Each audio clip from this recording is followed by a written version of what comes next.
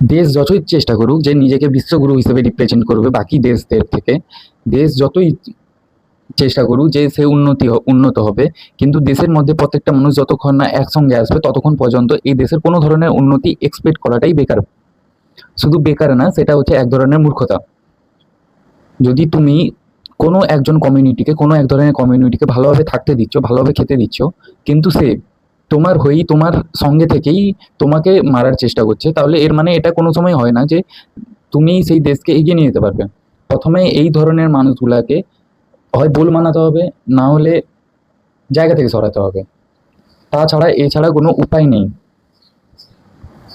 लगता है पता है क्योंकि इनका सारा चिट्ठा हमारे पास, इनका सारा बायोडेटा हमारे पास इन सालों का। मैं एक बात बताता हूँ तुम्हें, ये कहते हैं इनकी 4 बीवी है और ये है ये हो, फिर भी इनकी लोटियां हमसे तैयारी हिंदुस्तान में हिंदुओं की। আমরাও পারলে আমরাও এ ধরনের জঘন্য র্যাকেট করতে পারি, কিন্তু আমরা করি না এই জন্য কারণ আমরা যে ধর্ম থেকে বিলং করি সেই ধর্মে এই ধরনের জিনিসগুলাকে পাপ বলে। তাই জন্য তুমি যেরকম আছো সেরকম তো ভালোই আছো, কিন্তু তার মানে এই না যে তুমি যা খুশি করছো সেটা মেনে নেওয়া হবে। সেগুলাকে চোখের সামনে একটা চশমা পরে সেগুলাকে ভুলিয়ে দেওয়া হবে।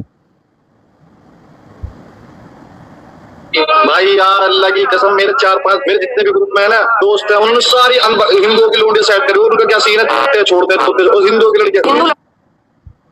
এটার মানে তুমি কি মনে করছো এখন? তোমার ভিতরে কি ধরনের খুন হয়েছে যে তোমাকেও উল্টাভাবে এরকম জিনিসই করা দরকার?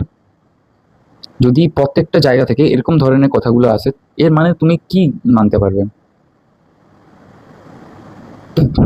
বাকিটা তোমার উপরে।